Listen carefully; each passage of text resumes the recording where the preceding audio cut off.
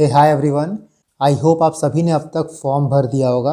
Specially जिनको Delhi centre चाहिए वो फॉर्म भर दें। बहुत ज़्यादा लेट आप मत करना, क्योंकि बेस्ड ऑन प्रीवियस ट्रेंड्स एक हफ्ते में दिल्ली का सेंटर फुल हो जाता है। तो जिनको दिल्ली चाहिए सेंटर, वो कोशिश करें कि 1-2 दिन में फॉर्म फिलअप कर दें। और देखो, जो अचीवमेंट है, हॉबी है, इनको लेके बहुत ज़्यादा आप टेंशन मत लो। मैंने ऑलरेडी एक वीडियो बनाई है, आप उसको ध्यान से देखो। और जो हॉबीज़ या फिर आपको अचीवमेंट लिखना है वो आप फिलअप कर सकते हो। बाद में आप उसको फिर से एडिट भी कर सकते हो। काफ़ी लोग ऐसे भी हैं जिनकी हॉबीज़ बहुत ही नॉर्मल है। तो क्या होता है ना कि इट्स मोर अबाउट कि आप प्रेजेंट कैसे करते हो, आप लिखते कैसे हो। फॉर एग्ज़ाम्पल, मान लो कि मेरी हॉबी वॉकिंग है, तो instead of simply writing walking I will write brisk walking. ठीक है। तो इस तरीके से अपने हॉबीज़ को थोड़ा सा आप अट्रैक्टिव बना सकते हो, थोड़ा आई कैचिंग बना सकते हो। मान लो इस टाइम पे आपको समझ में नहीं आ रहा है कि किस तरीके से मैं अपनी हॉबीज़ को थोड़ा आई कैचिंग बनाऊं, वर्ड फ्रेमिंग कैसे करूं, तो कोई बात नहीं है, आप अभी नॉर्मली उसको लिख दो। बाद में आप उसको एडिट भी कर सकते हो। हॉबी तो आपकी सेम ही रहेगी, बस आपको वर्डिंग थोड़ा एडिट करना रहेगा, तो उसको आप बाद में एडिट भी कर सकते हो। और एक बार आपका प्री क्लियर हो जाता है, आपका मेंस क्लियर हो जाता है, उसके बाद हम बात भी करेंगे कि आप अपनी हॉबीज़ को, इनफैक्ट अपने डैफ को आप किस तरीके से और ज़्यादा प्रेजेंटेबल बना सकते हो। सो अभी बहुत ज़्यादा लेट मत करना, लास्ट टाइम पे भी सर्वर डाउन हो जाता है। और जितने जल्दी आप फॉर्म फिलअप कर दोगे, तैयारी में आप लग सकते हो। नहीं तो 10-11 तारीख तक आपका फॉर्म ही चलता रहेगा, एंड ये 1-2 हफ्ता ख़राब ही हो जाएगा। That is why the sooner you fill up the form the better it is. Now time की हम बात करें तो हमारे पास ऑलमोस्ट 100 दिन बाकी है। एग्जैक्ट नंबर ऑफ़ डेज़ की बात करें तो हमारे पास 111 दिन है। बट इन 4 महीनों में हफ्ता 2 हफ्ता कहाँ निकल जाता है पता नहीं चलता। इसीलिए 10-5 दिन हमको बफर लेके चलना होता है, एंड इसी के बेसिस पे हम अपने आगे का 100 दिन प्लान करेंगे। नाउ प्लानिंग करने से पहले आप टाइम को लेके, नंबर ऑफ़ सब्जेक्ट जो आपको प्रिपेयर करने हैं उनको लेके एक रियलिटी चेक लो कि आपके हाथ में कितना टाइम है और आपको क्या क्या चीज़ें प्रिपेयर करनी है। नाउ प्रीलिम्स की बात करें तो ये कुछ सब्जेक्ट्स हैं जिन पे आपको काम करना है। करंट अफेयर हो गया, polity, geography, economics, science and tech, environment, history. History में आपका आर्ट एंड कल्चर आता है, मिडिवल आता है, और मॉडर्न तो आएगा ही। इसके बाद सी सेट हो गया, एंड इन सब के बाद आपको पी वाई को एनालाइज करना है, प्लस टेस्ट सीरीज लगाना है। तो टोटल हेड की बात करें तो आपको 9 चीज़ें करनी है। आपके पास नंबर ऑफ़ डेज़ कितने हैं, जैसा मैंने बताया कि 110 है, बट बफर डेज़ को मैनेज करके हम मानते हैं कि हमारे पास 100 दिन बाकी है। डैट मीन्स कि 100 डिवाइडेड बाई 9। पर टॉपिक को पढ़ने के लिए आपके पास कितना दिन है? 11.11 डेज़। डैट इज़ 11 दिन पर सब्जेक्ट। और इस 11 दिन में आपको रिवीजन भी करना है। कम से कम 3 से 4 बार आपको हर सब्जेक्ट रिवाइज करना होता है। ऑल्सो जो हमने यहाँ बात की, PYQ एनालिसिस भी करना होता है, टेस्ट सीरीज़ भी लगाना होगा, टेस्ट सीरीज़ का रिवीजन भी करना होगा। सो बहुत इंपॉर्टेंट है कि आपकी प्लानिंग कैसी होगी, और प्लानिंग के साथ साथ आप अपनी प्लानिंग को एग्जीक्यूट कैसे करोगे, ये सब कुछ डिसाइड करेगा कि 25 मई तक आप कितने तैयार रहोगे। आप बेटर प्लानिंग करोगे, बेटर एग्जीक्यूशन करोगे, then there is no one जो आपका प्रीलिम्स होने से रोक सके। बट द कॉशन नोटिस कि आपको अपनी प्लानिंग पे बहुत ज़्यादा ध्यान देना होगा ना। जब हम प्लानिंग की बात करते हैं तो यहीं से एक चीज़ आती है, रिवर्स प्लानिंग। ये वीडियो मैंने लास्ट ईयर बनाया था, यहाँ पे आप देख सकते हो, 1 साल पहले की ये वीडियो है। और 2024 के लिए आपको किस तरीके से प्लान करना है, मैंने यहाँ पे बात किया था। बहुत लोगों के लिए ये प्लानिंग जो थी बेनिफिशियल थी। इनफैक्ट जो हमारा मेंस कैटलिस्ट ग्रुप है उसमें ऑलमोस्ट 1500 प्लस बच्चे थे जिन्होंने प्री क्वालिफाई किया था। उनमें से बहुत लोगों से मेरी बात हुई थी, एंड दे टोल्ड मी कि जो कन्फ्यूजन होती है ना कि हम प्लानिंग किस तरीके से करें, हम अपने दिन को, अपने टाइम को किस तरीके से शेड्यूल करें, वो सॉर्ट हो गया था। Now what is this reverse planning is all about, इसके बारे में हम डिटेल में बात करेंगे। बट ये प्लानिंग किस प्रॉब्लम को सॉल्व करता है? देखो, अभी आपके पास 4 महीना है, जैसा हमने बात की 100 दिन है। यहाँ तो मैंने आपको दिखा दिया कि हर सब्जेक्ट पढ़ने के लिए आपके पास 11 दिन है, बट ज़रूरी नहीं होता कि हर सब्जेक्ट बराबर टाइम लेता है। हो सकता है साइंस आपका थोड़ा जल्दी हो जाए, बट हिस्ट्री आपका थोड़ा टाइम ले। हो सकता है इकॉनमी थोड़ा टाइम ले, बट वहीं पॉलिटी आप थोड़ा पहले कंप्लीट कर लो। So subject to subject date vary करता है, टाइम वेरी करता है, नंबर ऑफ़ डेज़ कितना दोगे ये वेरी करता है।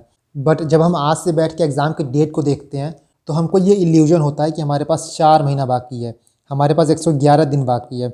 एंड इस चीज़ की वजह से हमारे अंदर एक परफेक्शन सिंड्रोम आ जाता है कि कोई टॉपिक है, जब तक उसको हम परफेक्ट नहीं कर लेंगे, हर जगह से पढ़ नहीं लेंगे, तब तक उसके आगे हम बढ़ेंगे नहीं। और जब भी इस एग्ज़ाम में आपके अंदर परफेक्शन सिंड्रोम आएगा, तो ये परफेक्शन सिंड्रोम क्या करता है, stock piling of resources, stock piling of syllabus, backlogs होने लगता है, फोमो होने लगता है। फॉर एग्ज़ाम्पल मान लो आपने लक्ष्मीकांत उठाया, आपने एंशियंट हिस्ट्री उठाई, आपने इकॉनमी उठाया, आपका कोई टारगेट था कि मुझे आज के दिन ये चीज़ें कंप्लीट करनी है। उनमें से 2 चीज़ें हुई बट तीसरी चीज़ नहीं हुई। ये तीसरी चीज़ आप अगले दिन पे डाल दोगे, क्योंकि अभी आपको ये लगेगा कि आपके पास 110 दिन बाकी है। बट ये चीज़ ना आप बाद में नहीं कर पाओगे, क्योंकि अभी आपको ये लगेगा कि चलो आज नहीं हुआ तो क्या हुआ, इसको हम कल कर लेंगे, अभी तो हमारे पास 110 दिन बाकी है। और इसी चीज़ को कहते हैं time dilution effect. It is a feeling like there is plenty of time leading to underestimation of urgency.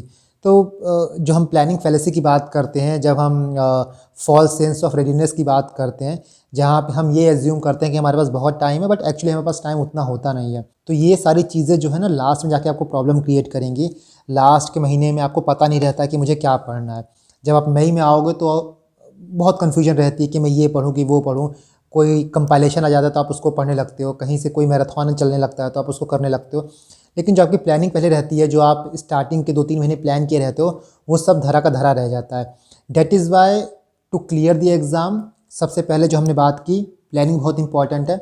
Planning के साथ एग्जीक्यूशन बहुत इंपॉर्टेंट है। और जब भी आप प्लान करोगे तो रिवर्स प्लान करना। What is this reverse plan? Reverse plan में आपको फेब टू मई नहीं प्लान करना होता है। इनफैक्ट रिवर्स प्लानिंग में आपको मई टू फेब प्लानिंग करना होता है। मैंने आपके लिए प्रॉपर प्लान प्रिपेयर किया है, बट इसको देखने से पहले, इसको समझने से पहले आप ये समझो कि चलना कैसे होता है, रिवर्स प्लानिंग होती क्या है। तो रिवर्स प्लानिंग में आप ये देखोगे कि एग्ज़ाम के 1 दिन पहले आप क्या करोगे, एग्ज़ाम के 1 हफ़्ते पहले क्या करोगे आप, और एग्ज़ाम के 1 महीने पहले आप क्या करोगे। जो एग्ज़ाम के 1 दिन पहले करोगे वही डिसाइड करेगा कि आप एग्ज़ाम के 1 हफ़्ते पहले क्या करोगे, और जो एग्ज़ाम के 1 हफ़्ते पहले करोगे वही ये डिसाइड करेगा कि एग्ज़ाम के 1 महीने पहले आप क्या करोगे। And in this way you are going from May to Feb, ना कि Feb to May. For example जैसे हम यहाँ पे देखें, और बाय द वे इस पीडीएफ को मैं टेलीग्राम पे डाल दूँगा, इसको आप डाउनलोड कर लेना और इसका प्रॉपर प्रिंट आउट निकाल लेना A4 शीट में, लैंडस्केप मोड में। अभी हम बात करेंगे कि आपको इसको कैसे यूज़ करना है, बट सबसे पहले हम देखते हैं कि रिवर्स प्लानिंग में हमको करना क्या होता है। फॉर एग्ज़ाम्पल मान लो कि आप एंशिएंट हिस्ट्री पढ़ रहे हो, तो ऑब्वियस सी बात है कि एग्ज़ाम के 1-2 दिन पहले कम से कम आपको 2-3 घंटे के अंदर पूरा एंशिएंट हिस्ट्री रिवाइज़ करना होगा। तो एग्ज़ाम के 2 दिन पहले आप एंशिएंट हिस्ट्री 2-3 घंटे में तभी रिवाइज़ कर पाओगे जब एग्ज़ाम के 4 दिन पहले आप एंशिएंट हिस्ट्री 1 दिन में रिवाइज़ किए रहोगे। और एग्ज़ाम के 4 दिन पहले आप एंशिएंट हिस्ट्री 1 दिन में आप तभी रिवाइज़ कर पाओगे जब इससे 3 हफ़्ते पहले आप एंशिएंट हिस्ट्री को 2-3 दिन में रिवाइज़ किए रहोगे। और 3 हफ़्ते पहले आप एंशिएंट हिस्ट्री 2-3 दिन में तभी रिवाइज़ कर पाओगे जब 1 महीने पहले आप एंशिएंट हिस्ट्री को 4-5 दिन में कंप्लीट किए रहोगे। तो यहाँ पे देखो, जो आपका टाइम टेबल है वो फेब टू मई नहीं जा रहा है, आपका टाइम टेबल आ रहा है मई टू फेब। आप एंशिएंट हिस्ट्री को 2-3 घंटे में तभी रिवाइज़ कर पाओगे जब कम से कम 3-4 बार आपका आइट्रेशन हो चुका रहेगा, और उसी के बेसिस पे आप ये डिसाइड करोगे कि आज फेब में, आज मार्च में मुझे एंशिएंट हिस्ट्री को कितना टाइम देना है। जैसे यहाँ पे आप एग्जांपल देखो, ये आपका मई है, मई में आप एंशिएंट हिस्ट्री को देखो, यहाँ पे रिवाइज़ करना है आपको, यहाँ पे पूरा हिस्ट्री है, ठीक है।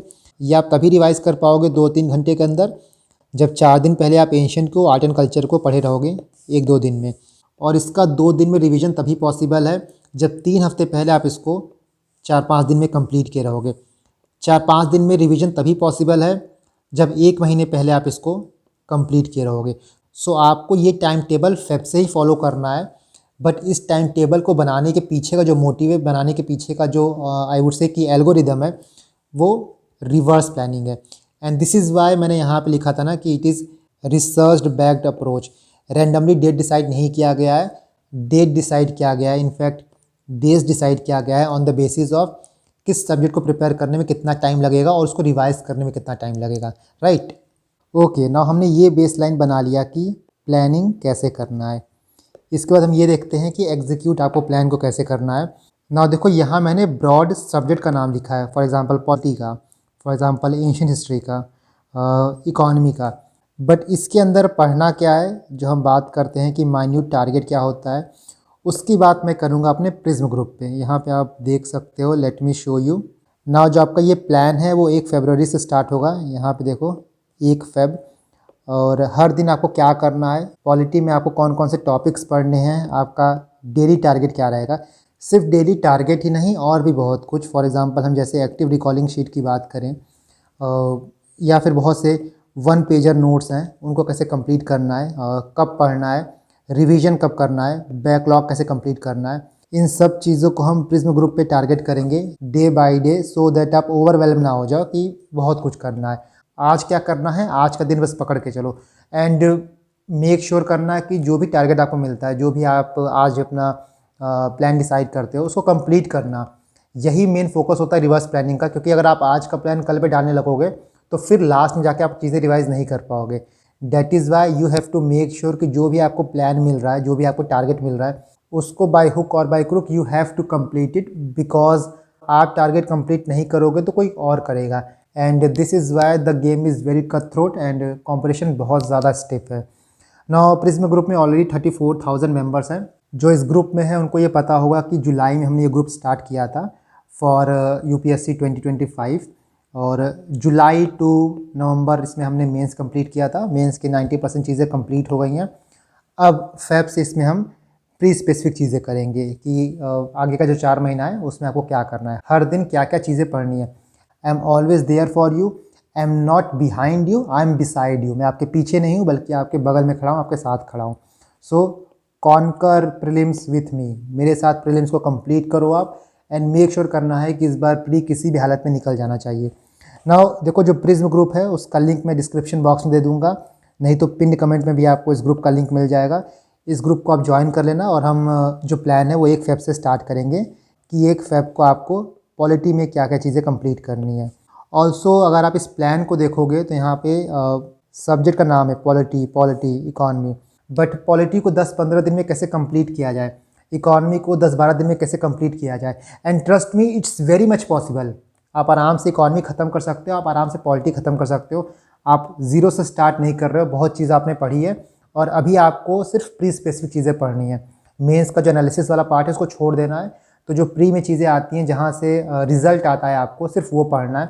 So it's very much possible to complete the subject in a time bound manner, but for that you have to be ruthless, you have to be precise, and your study should be result oriented.